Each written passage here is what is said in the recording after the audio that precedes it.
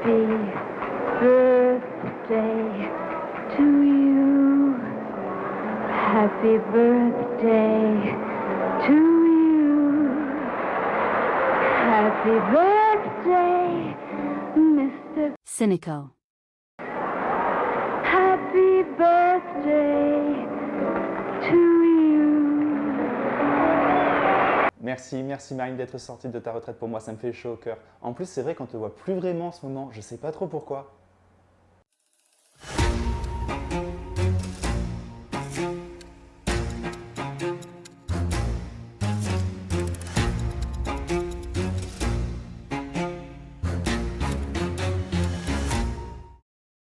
Bonjour à tous, j'espère que vous allez bien. Moi, ça va très bien parce qu'aujourd'hui, on fête les 6 mois de la chaîne. Et même double anniversaire puisque l'on vient de passer le palier des 100 abonnés. Alors à tous ceux qui me suivent, vraiment merci. Et à tous ceux qui ne me suivent pas, abonnez-vous. Et pour célébrer ce double événement, je me suis dit que j'allais vous offrir une vidéo un peu spéciale puisque l'on va parler de 6 de mes films préférés. 6 films de mon top 15. Une vidéo consacrée à moi qui parle de moi. Si vous pensez que je commence à avoir la grosse tête, je vous rassure de suite, c'était déjà le cas dès le départ. Alors pourquoi top 15 et pas juste mes 6 films préférés? Déjà parce que le classement change toujours un peu en permanence, quand bien même les mêmes films restent, et pour une autre raison que je garde à la fin de la vidéo. En 6 mois et un peu plus d'une vingtaine de vidéos, vous avez eu l'occasion de me voir à maintes et maintes reprises parler de cinéma assez récent. Enfin plutôt de le dézinguer. On doit être à quoi? À une critique positive pour 4 ou 5 négatives? De quoi se poser la question, c'est quoi le cinéma que j'aime? Si vous avez été assidu, vous avez eu des infos à picorer par-ci par-là, mais ici on va voir 6 exemples concrets, 6 films que j'aime profondément. Vous verrez, vous en aurez pour tous les goûts, pour tous les genres, des films connus, d'autres beaucoup moins. En espérant vous donner envie d'en découvrir certains d'entre eux, partons déjà sur le premier film. Vous souvenez-vous de ce merveilleux moment à la fin de l'année scolaire où les programmes sont terminés et les profs n'ont, pour nous occuper, plus qu'à nous faire jouer à des jeux de société ou regarder des films? C'est exactement ce qui s'est passé pour moi avec 12 hommes en colère. J'étais en 4e, c'était notre dernier cours de français, et là, notre professeur, que je salue si par le plus grand des hasards elle passe par là, a proposé de regarder un film. Ouais! Un film en noir et blanc. Oh! C'est à peu près la réaction que j'avais eue, ce qui est complètement stupide parce que j'avais déjà vu du cinéma en noir et blanc, et même apprécié du cinéma muet comme La ruée vers l'or de Charlie Chaplin. Mais que voulez-vous, comme disait un grand poète, quand on est con, on est con. Et tandis que je préparais mon esprit à vagabonder pendant 1h40, je ne m'attendais pas à la clacasse que je me suis pris dans la gueule. Et ce, dès les 3 premières minutes. Le film débute tandis qu'un jury se retire pour délibérer dans une affaire de meurtre d'un adolescent sur son père. Hâtifs de rentrer chez eux et de quitter cette pièce caniculaire, ils décident de procéder à un vote, pensant que l'affaire va vite être expédiée. Votons, puis ensuite on pourra peut-être s'en aller. Mais tandis que 11 d'entre eux sont prêts à déclarer l'accusé coupable et le condamner à la peine capitale, un d'entre eux le considère comme innocent. Et tout le film va être une joute verbale entre cet homme seul qui va essayer de rallier les 11 autres à sa cause. Et si sur le papier le film de Sidney Lumet, qui est une adaptation d'une pièce de théâtre qui a elle-même été adaptée à de multiples reprises tout au long de ces dernières années, pourrait être ennuyeux, en fait, on est happé directement. Le film ne perd pas une seconde, on entre directement dans cette pièce où les jurés vont délibérer, on nous représente l'affaire pour qu'elle soit claire pour le spectateur, on met en place l'affrontement qui va se passer du 1 contre 11, et c'est lancé.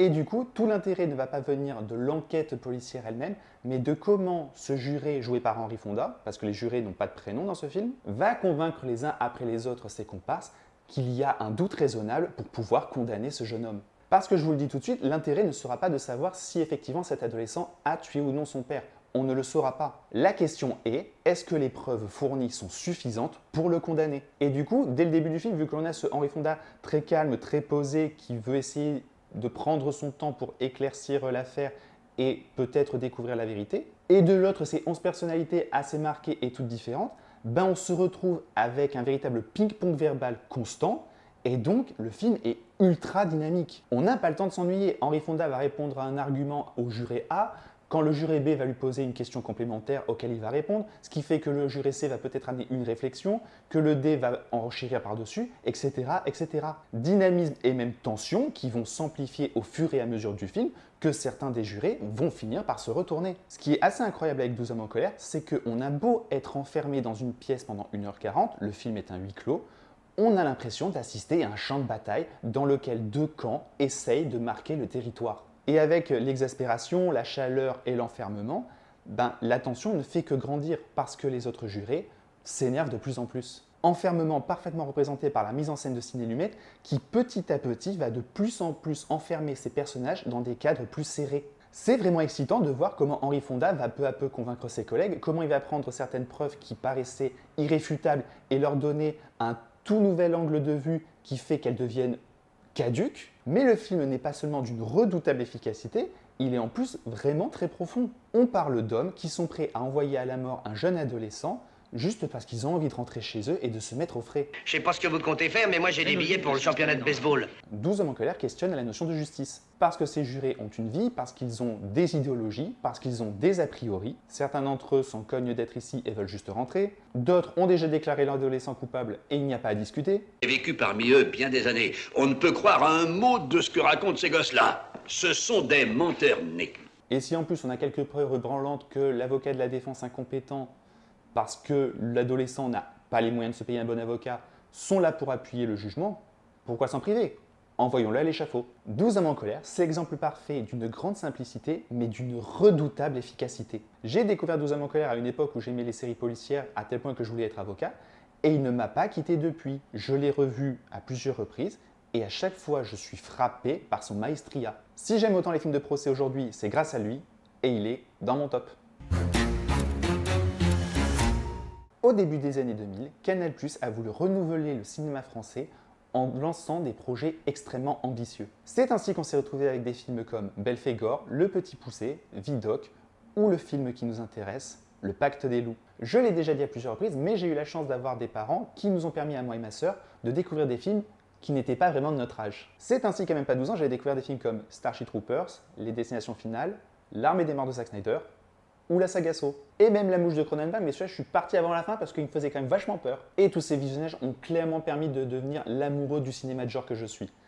Et Le Pacte des loups y a clairement aidé. Le Pacte des loups, c'est non seulement un film de mon enfance, mais je pense le film qui est dans mon top depuis le plus longtemps. Il y a des films qu'on revoit à la baisse avec le temps, et Le Pacte des loups aurait pu être un de ceux-là, parce qu'il s'est passé une longue période pendant laquelle je ne l'ai plus vu. À tel point que je me demandais si juste je n'embellissais pas l'image que j'avais du film. Mais pour l'avoir redécouvert il y a quelques années lors d'une ressortie pour fêter ses 20 ans, non, je confirme, j'aime tellement ce film. Le film se passe dans les années 1760, tandis que Grégoire de Fronsac et son acolyte indien Mani sont dépêchés par le roi pour aller enquêter dans la région du Gévaudan sur une bête qui sévirait. Et entre romance, courbette devant la noblesse locale et aussi quelques passages dans un bordel, il est bien loin d'imaginer ce qui se trame en coulisses. Comment vous décrire Le Pacte des loups?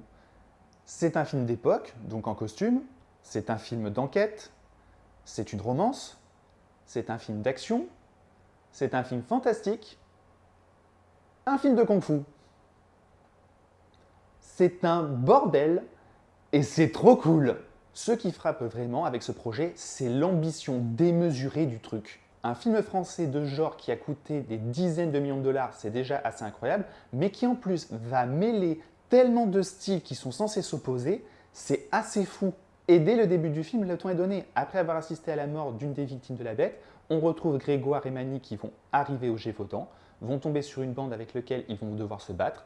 Mani descend de son cheval, il est iconisé à mort par la pluie et sa tenue, et là, bagarre d'arts martiaux. Ça n'a aucun sens, on ne sait strictement pas pourquoi un Indien fait du kung-fu en plein milieu du Gévaudan en 1760, mais on s'en tape parce que c'est trop cool encore une fois. Le Pacte des loups est un film qui déborde d'idées, qui déborde d'envie, qui est d'une générosité complètement folle, à tel point que ça pourrait le desservir. Et je suis sûr que certains trouvent leur limite justement dans ce côté trop et too much.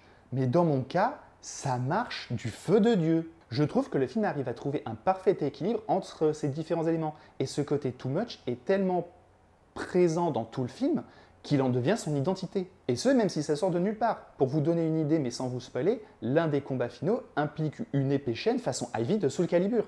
Et même d'un point de vue mise en scène, il y a ce côté too much qui multiplie les effets et les exacerbe. Il y a une envie et un plaisir de cinéma qui est juste communicatif. Et ça, c'est dû à son réalisateur Christophe Gans, réalisateur entre autres aussi de Silent Hill, qui est un énorme cinéphile et gamer. Mais le film, comme je vous dis, mélange tellement les genres qu'il pourrait avoir l'air bordélique, Mais n'empêche, il est réussi dans tout ce qu'il fait. Le côté action fonctionne extrêmement bien grâce à des combats aux chorégraphies vraiment réussies. On est vraiment impliqué dans l'enquête avec un mystère qui fonctionne. On a un peu ce côté buddy movie avec Grégoire et Mani qui s'envoient des pics. La romance est assez cliché et un peu vieillie, mais fonctionne aussi. Et le côté historique, il est appuyé par un travail sur les décors et les costumes. Vous devez le voir depuis le début avec les images que je vous passe, mais entre le fait qu'ils ont été tournés dans des décors réels et le travail de minutie sur chacun des costumes, et je pense notamment à ceux de Monica Bellucci, c'est absolument incroyable le taf qui a été exécuté.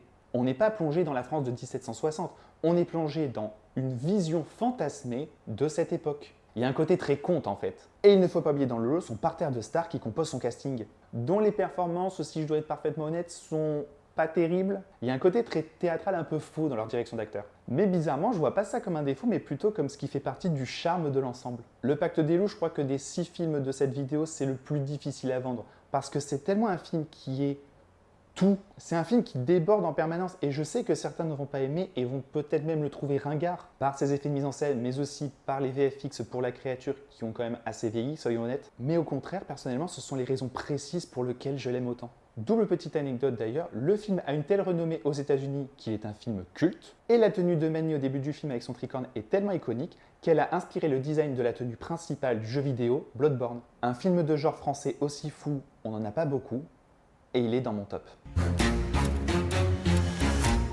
On change totalement de registre, je vous avais dit qu'on verrait des films très différents. Parmi mes genres cinématographiques favoris, il y en a un qui nous vient directement de Chine et qui est, je m'excuse pour la traduction, le wuxiapian.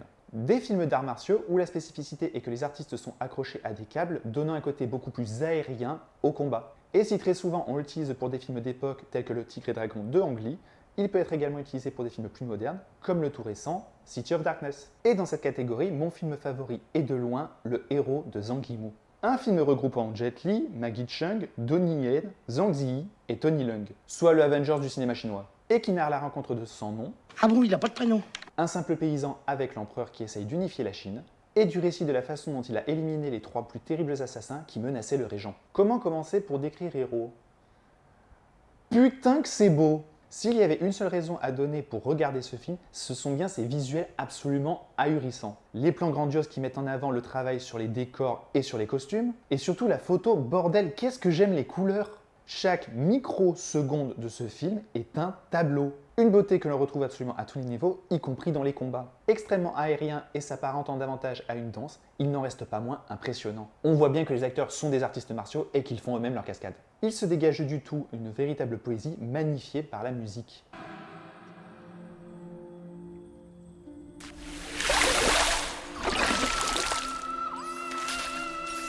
Et si les visuels que vous avez sous les yeux ne vous ont pas encore convaincus, je sais pas ce qu'il vous faut, le film a bien plus à proposer. Le scénario se base sur le récit de son nom, aka Jet Li, du récit de sa traque des 3 assassins. Et donc ce ne sont pas des flashbacks auxquels on assiste, mais à l'illustration de ces récits. Ce qui implique la notion de narrateur non fiable. Sans spoiler, à plusieurs instants, on va assister au récit de mêmes événements, mais de façon différente. Impliquant une utilisation intelligente de la couleur, puisque chaque version aura droit à sa couleur dominante, permettant ainsi de les distinguer. Ce qui permet d'amener quelques surprises et aussi toute une réflexion sur l'idée d'idéal pour un pays. Ce qui, si on est parfaitement honnête dans le cas de Héros, est un poil problématique, puisque ça amène une morale assez nationaliste. Mais personnellement, c'est pas un point qui entache mon visionnage. Surtout que de là d'une histoire, Héros, c'est avant tout des personnages guidés par le devoir et la vengeance. Des guerriers par défaut dont le destin ne peut être que tragique, et auxquels le formidable casting prête sa montagne de charisme. Héros, je crois que c'est un des films les plus beaux que j'ai pu voir.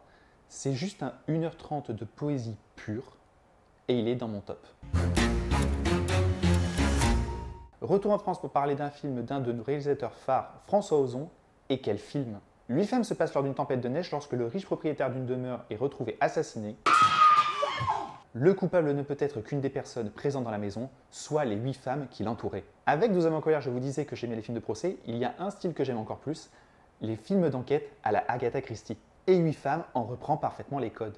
La famille de bourgeois ultra riches, la splendide et grande demeure, les décors et costumes qui font un peu bourgeoisie anglaise, la dizaine de personnages tous ayant un secret et une bonne raison de tuer la victime. Et personnellement, chaque fois que je regarde un de ces films, j'aime jouer aux enquêteurs. J'aime chercher les petits indices qui vont me permettre d'identifier avant la révélation qui est le tueur. Ce qui fait d'ailleurs que je me suis gâché pas mal de films parce que je suis plutôt bon à ce jeu-là. Et pour le coup, c'est le premier élément qui m'attrape avec 8 femmes, c'est sa capacité à ménager le suspense. Alors que tu commences à suspecter une des protagonistes, voilà que par un plan, un geste ou une révélation, il va complètement chambouler notre vision. Et du coup, ça fait que j'ai vraiment passé tout le film à suspecter chacune d'entre elles sans jamais déterminer qui était le tueur. La révélation a parfaitement marché sur moi. Il faut dire que c'est pas difficile de suspecter ces femmes parce qu'il n'y en a pas une pour rattraper l'autre. Entre la femme obsédée par l'argent qui délaisse son mari, la belle-sœur hypocondriaque qui avait des vues sur lui, la belle-mère profiteuse, l'employée de maison un peu trop entreprenante ou la sœur fauchée avide d'argent, il y en a pour tous les goûts. Et du coup, ça fait qu'on a des personnages hauts en couleur qui donnent un aspect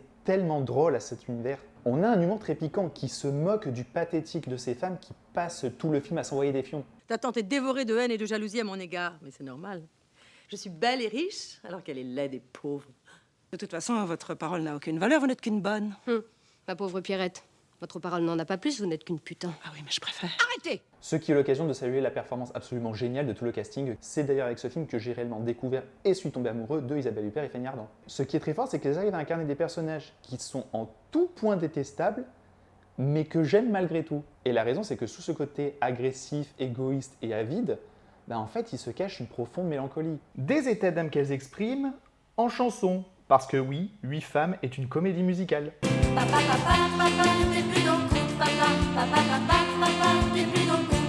Bon, on n'est pas sur du niveau de Chicago West Side Story, mais là n'est pas le but. C'est surtout l'occasion pour chaque personnage, une chanson chacune, d'enfin exprimer ce qu'elles ressentent. Et aussi approximatif sur leur interprétation, ces scènes fonctionnent parfaitement sur moi. Au fur et à mesure du film, on va découvrir ce qui motive réellement ces femmes et qu'elles sont toutes victimes des hommes. Ce qui était déjà une excellente enquête à l'humour acidulé se transforme peu à peu en pamphlet féministe, sans perdre ce qui fait le sel depuis le début. 8 femmes, c'est un film drôle, efficace, magistralement interprété.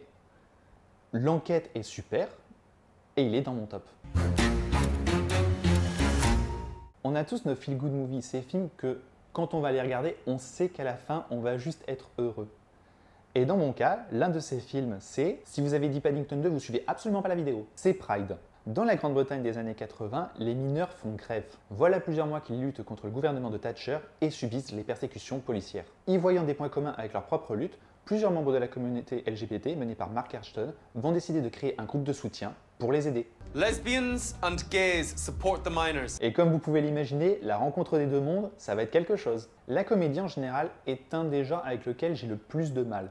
Non pas un des genres que j'aime le moins, mais un de ceux où j'ai le plus de difficultés à trouver des films qui me plaisent vraiment. L'humour, c'est tellement personnel et subjectif que tu ne peux pas savoir quelle blague va fonctionner sur toi ou pas. Dans mon cas, l'humour débile ou vulgaire, vous décrochez pas un rire. Et pour en revenir au cinéma, je me suis même aperçu en réalité que ce qui était des pures comédies marche moins que des comédies un peu plus dramatiques. Peut-être parce que c'est plus sujet à l'humour noir et que c'est mon humour favori, mais aussi parce que c'est cette alternance des deux qui fait que mes émotions vont être amplifiées. Et c'est pour ça que j'aime autant Pride.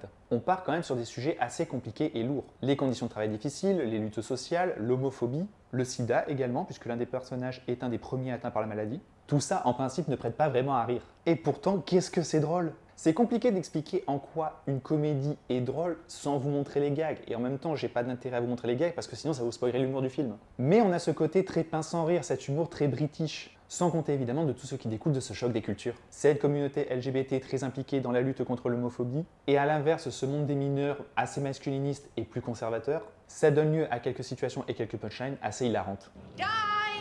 Your gays have arrived! Et ça c'est très fort, sans jamais tomber dans la caricature. Les mineurs du petit village dans lequel se rend de notre communauté ne sont pas présentés comme stupides et arriérés. Ils ont juste pour la plupart une pensée de leur époque, quand certains sont progressistes. Et du côté de l'association, le film brasse toute une variété de la communauté LGBT, avec des membres qui assument totalement leur côté queer, et d'autres qui sont encore dans le placard. Et du coup, en ne jouant pas sur les clichés et en ne les accentuant pas, on comprend mieux pourquoi ces mondes, lorsqu'ils se rencontrent, vont finir par s'apprivoiser.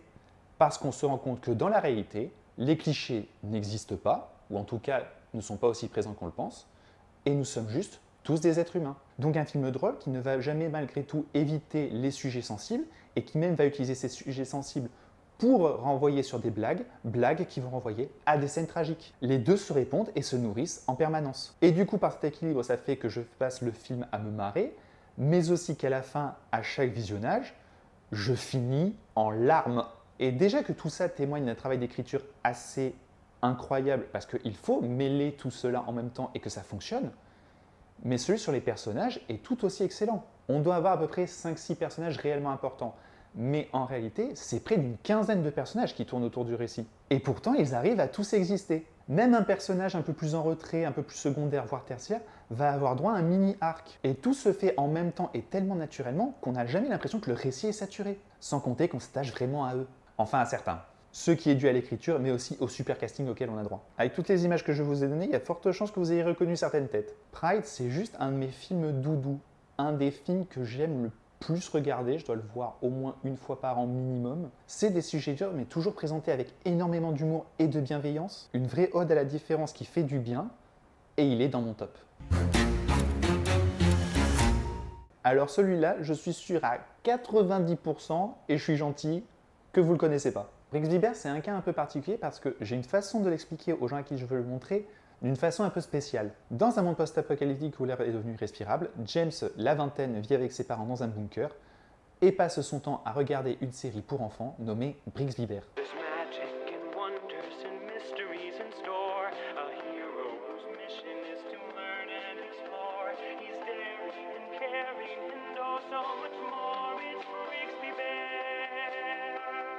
Et tout ce que je viens de vous raconter n'est absolument pas le sujet du film. En général, c'est là que je m'arrête pour laisser un peu de mystère. Mais vu que l'idée c'est de vous présenter le film, il va falloir que j'aille un peu plus loin. La vérité, c'est que l'on découvre au bout de 10 minutes que la fin du monde n'a pas eu lieu. Il n'y a pas eu d'apocalypse, l'air est parfaitement respirable, et les parents de James en réalité ne sont pas ses parents, mais des gens qui l'ont kidnappé alors qu'il était bébé. Et l'histoire va réellement commencer lorsque la police va débarquer pour ramener James à sa famille, et qu'il va découvrir que Brix Bibert est une série qui n'existe tout simplement pas, et qu'elle avait été créée de toutes pièces par son papa kidnappeur. Le film raconte donc comment notre protagoniste va se réadapter à la vie normale. On va de suite commencer avec l'évidence. Brix Bibert, c'est pas un grand film. Et c'est pas son but. En termes de technique, par exemple, vous ne verrez absolument rien d'incroyable. C'est vraiment le strict minimum. De même pour l'histoire qui ne va rien révolutionner et reste assez simple. Simple, mais pas simpliste. Parce que le scénario va avoir la très bonne idée d'éviter absolument tous les poncifs et pièges dans lesquels il pourrait tomber. Et j'en veux pour exemple la séquence où il va passer sa première soirée. Il se retrouve donc au milieu de jeunes avec qui il ne partagent pas la même culture, puisqu'il ne connaissait rien du monde extérieur. Il ne savait même pas ce qu'était un coca. Et là, j'ai commencé un peu à souffler en me disant « Ok, on va retomber dans le cliché de tout le monde va se moquer de lui parce qu'il ne comprend pas ce que c'est cette musique, cette référence, etc., etc. et ça va très mal se passer. » Sauf que sans spoiler, le film va être beaucoup plus malin que ça. Pareil avec le personnage d'une des amies de sa sœur, qui est présenté un peu comme une bimbo obsédée. Au passage, les amateurs d'Euphoria auront reconnu Alexa Domi. Eh bien, à nouveau, le film va déjouer nos attentes concernant sa personnalité. Et c'est là que Brix Bibert a commencé à beaucoup plus me toucher. Des petites touches parsemées par-ci par-là qui témoignent quand même d'une véritable intelligence dans l'écriture du scénario. Ce que l'on retrouve aussi dans notre héros. James est quelqu'un qui a vécu enfermé toute sa vie dans un bunker avec seulement ses parents. Et donc, encore une fois, de notre monde, il ne connaît rien. Ce qui fait qu'il peut avoir des questions un peu idiotes. Il serait tellement facile de le prendre pour un idiot. Sauf qu'il ne l'est pas du tout. Tout kidnappé qu'il ait été, ses faux parents se sont toujours assurés qu'il ait une éducation. À tel point qu'il est excellent en maths. Brix Bibert, l'émission qu'ils ont inventée pour lui d'ailleurs, était une émission éducative. Et donc la raison pour laquelle il est perdu dans notre monde est tout simplement parce qu'il n'a jamais vécu dans ce monde. Mais malgré tout, étant quelqu'un d'assez intelligent, il va très vite savoir s'adapter.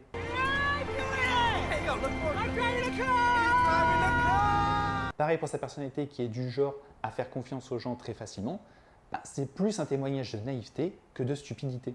James est un gars profondément naïf, mais foncièrement bon. Alors forcément que lorsqu'il rencontre des gens de notre monde, notamment ses parents qui ont vécu quand même un drame, qui sont beaucoup plus taciturnes, ça crée un petit choc et surtout une mécompréhension. Mais cette naïveté lui donne un côté rêveur et c'est ça aussi qui va faire sa force et fait qu'il va très rapidement se trouver une bande d'amis.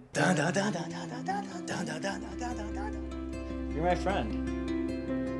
Et la relation entre tous ces personnages, leur écriture, je l'aime énormément. Elle témoigne vraiment d'une véritable tendresse et d'une vraie sincérité. Un mot qui revient assez souvent avec les films que j'aime. Ils sont tous attachants et chacun à leur façon.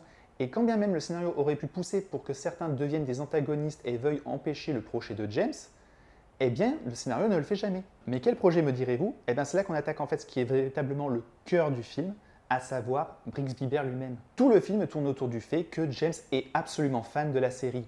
Une série qui n'existe pas, donc qui ne pourra jamais avoir de fin. Sauf que son père décide de l'emmener au cinéma pour la première fois, un déclic se fait, il va lui-même réaliser le dernier épisode de la série. Et c'est dans ce projet que l'on va retrouver absolument tous les enjeux. Ses amis qui vont l'aider à créer le film, sa famille qui est plus réticente parce que cette série est le témoignage d'une époque où il n'était pas là, où il a été kidnappé, le policier qui l'aide à se réintégrer, qui ne veut pas lui fournir les costumes et accessoires de la série parce que ce sont des pièces à conviction, ou tout du moins au début. Brixby Bear, c'est une ode à la création, aux faits main, parce que n'ayant pas le budget d'un blockbuster, il va devoir se débrouiller pour faire ce qu'il veut, et aux personnes qui font tout pour réaliser leur projet. Et le Nicolas rêveur qui invente des univers et des histoires depuis qu'il est au collège, ben ça le touche. Voir ce mec tout juste sorti de son bunker chercher des astuces sur internet pour réaliser des effets spéciaux pour des scènes de SF, créer un vaisseau dans une 3D approximative ou en carton-pâte, pour nous offrir un film certes techniquement défaillant mais tellement personnel, comparé à ce que nous sort Hollywood depuis bien des années, ben c'est une thématique qui résonne en moi. Mais ce projet est surtout bien plus important, car il est une thérapie pour James.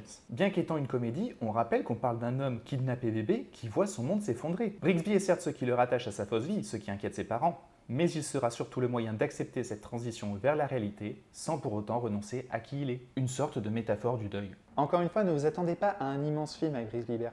C'est juste un petit film bien foutu, extrêmement touchant, un peu sirupeux si on veut. Moi, je préfère y voir juste de la sincérité pure, qui me touche. Et c'est ça au fond le cinéma. Des films plus ou moins parfaits, mais qui nous émeuvent pour des raisons très personnelles. Et tout comme Pride, à chaque fois que je le regarde, je termine en larmes. C'était long. Je sais pas combien de temps ça va donner la vidéo, mais moi ça fait à peu près 3h30 que je tourne. Merci d'avoir regardé. Encore une fois, merci d'être aussi nombreux à vous abonner. Quand on crée une chaîne YouTube, on ne s'attend pas à ce que des gens puissent s'intéresser à ce que vous dites. On va se retrouver très prochainement pour d'autres critiques. Alors des critiques habituelles, ça c'est sûr. J'ai bien envie aussi de créer des critiques un peu plus courtes pour revenir sur certains films de mon top que j'ai absolument pas traités au cours de l'année. Mais aussi, je m'interroge de plus en plus sur quel pourrait être l'avenir de la chaîne. Et j'avoue que j'ai très envie de sortir des vidéos plus longues et plus travaillées qui seraient des analyses sur des films que j'aime profondément. C'est pour ça que je ne vous ai pas parlé par exemple de mon film qui est mon top 1 ever, parce que je voudrais lui consacrer une vidéo pleine. Et déjà que j'ai tendance à m'étendre sur un film lambda, alors j'ose même pas imaginer sur celui-là. Quoi qu'il en soit, on se retrouve très vite pour de prochaines vidéos. On n'oublie pas de liker, de partager, de commenter. J'espère aussi que je vous ai donné envie de découvrir ces films si ce n'était pas déjà le cas. En attendant, n'oubliez pas d'être curieux, allez au cinéma, regardez des films. Bye!